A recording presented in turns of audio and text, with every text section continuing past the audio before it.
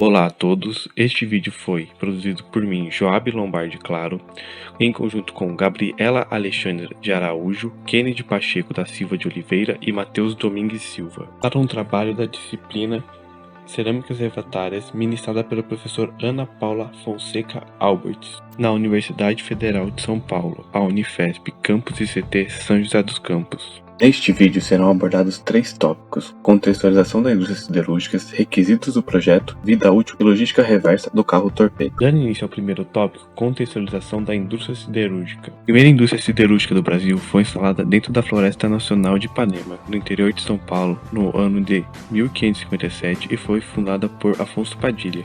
Essa siderúrgica foi fechada pela coroa portuguesa no ano de 1785, pois a coroa portuguesa emitiu um alvará real proibindo o Brasil, na época colônia de Portugal, possuir fábricas em seu território. Posteriormente a este alvará, a remontada deste setor se dá no ano de 1921 em Minas Gerais com a fundação da Companhia Siderúrgica Belga-Mineira.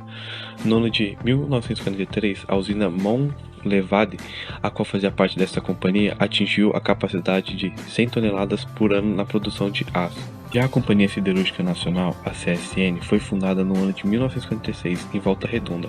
Esta companhia foi responsável por fornecer ao Brasil a maior usina de aço integrada a coque da América Latina. Até o ano de 1990, todas as siderúrgicas brasileiras eram estatais, porém neste ano o Banco Nacional de Desenvolvimento Econômico e Social começou o processo de privatização. Breve contexto. Com o cenário siderúrgico do Brasil em relação ao mundo, atualmente o Brasil é o 9º produtor de aço do mundo, exporta sua produção para mais de 100 países. O estado de Minas Gerais, Rio de Janeiro e Espírito Santo representa mais de 80% da produção de aço no Brasil. A seguir, serão apresentados 4 passos de forma resumida, os quais correspondem desde o início até o processo final na indústria siderúrgica. No primeiro passo, nós temos a preparação da carga, ou seja, a produção do sinter. Este é constituído de minério de ferro, cal e finos de coque. Em seguida, nós também temos na indústria siderúrgica a produção do coque, que é um carvão o qual é processado num ambiente chamado coqueira. O segundo passo já encontra-se na redução das matérias-primas, ou seja, o minério de ferro é convertido para o ferro-gusa. Já no terceiro passo, nós temos o refino. Este refino corresponderá à remoção de parte do carbono e impurezas presentes no ferro-gusa. O quarto passo encontra-se o quê? A laminação, que é um processo final que corresponderá ao acabamento. Falando um pouco mais sobre o carro torpedo, iremos apresentar algumas características e curiosidades. Dentro do carro torpedo, a temperatura média, já com o ferro-gusa, corresponde a aproximadamente 1500 graus Celsius. A sua velocidade, ou seja, o seu trajeto entre a aciaria e o alto-forno, é uma velocidade de 6 km por hora. E o tempo estimado é de 30 minutos, tanto para ir e para voltar. Para ir do alto forno até a aciaria e da aciaria voltar para o alto forno. O peso do carro torpedo entre sua estrutura, locomotiva e o material dentro do carro torpedo é de aproximadamente 540 toneladas. Falando um pouco sobre o carro torpedo, quando este chega na aciaria, temos algumas etapas básicas e de maneira resumida. Na etapa 1, nós temos o quê? O cambamento. Este cambamento corresponde a girar o carro torpedo, que vai gerar um jato de gusa à panela. Na etapa 2, nós temos o recebimento de gusa na panela, até um peso solicitado. Tem-se, então, um peso máximo que esta panela pode receber. Já na etapa 3, nós temos o quê? Nós temos uma panela cheia, que está pronta para carregar ao convertedor. Como requisitos do projeto, temos 4 essenciais para que a vida útil do carro torpedo seja longo. Mas antes, temos que ter em mente que a interface ferro-gusa e escória, que está representada na figura, é a mais crítica para o revestimento, porque ela tem uma corrosão maior do que no restante do carro-torpedo. Sendo assim, os estudos atuais indicam materiais que tenham maior resistência à corrosão e ao desgaste nessa área, além de um revestimento balanceado. Ou seja, maior nas áreas onde temos maior corrosão para evitar paradas de manutenção. Depois, temos a necessidade de uma redução da porosidade, também focada na corrosão. Devido à especificidade de aplicação e de propriedades necessárias para o revestimento do carro-torpedo, aqui nós falaremos apenas de uma, que é a mais usada. Na figura, temos em branco o revestimento, que é o material que será focado neste trabalho.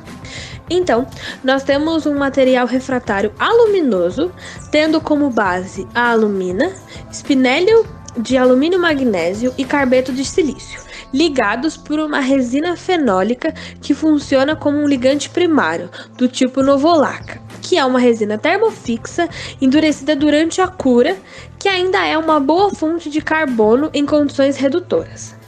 A alumina e o espinélio de alumínio e magnésio são os compostos que garantem a excelente estabilidade térmica e melhoram a resistência ao desgaste. Já o carbeto de silício é responsável por melhorar a resistência à corrosão, e a adição de grafite, por sua vez, melhora a condutividade térmica, evitando os choques térmicos.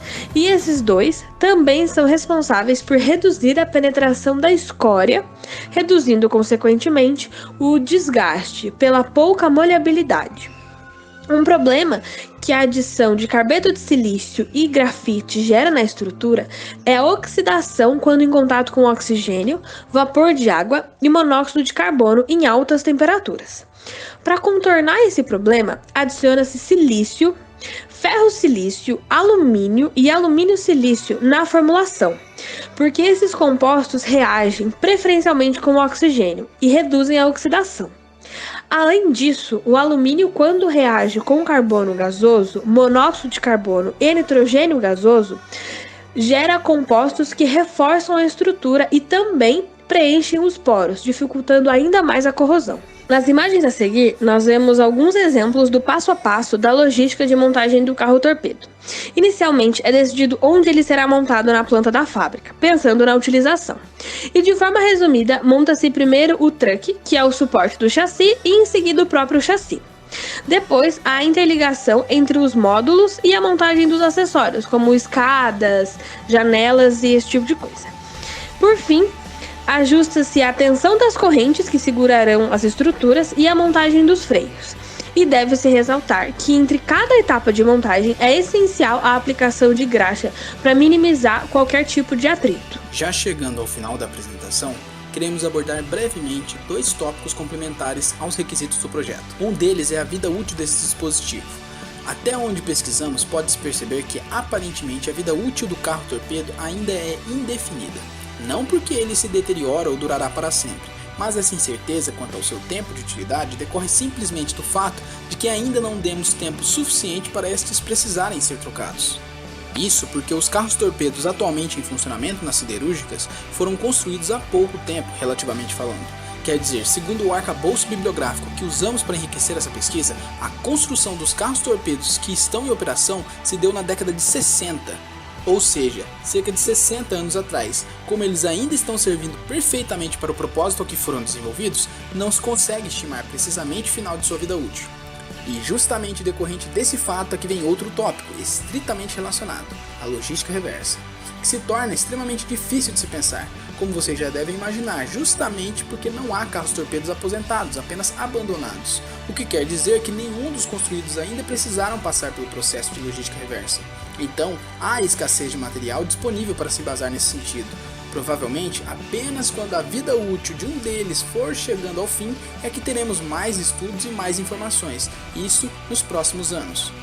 Para encerrar, gostaríamos de dizer que para todos os integrantes do grupo foi uma experiência muito enriquecedora cursar essa UC, pois reforçou em todos a necessidade de termos um olhar sempre voltado aos aspectos composicionais, às características microestruturais, particularidades superficiais e as propriedades incríveis e vastas desses materiais cerâmicos refratários. E mais, nos foi reforçado ainda como a indústria metalúrgica de beneficiamento de metais tão importante para a economia e infraestrutura de um país depende dessa classe tão especial de cerâmicas, com aplicações bem específicas. Essas foram as fontes principais de consulta do nosso grupo, e agora nós agradecemos a atenção de todos e estamos disponíveis para dúvidas. Até mais!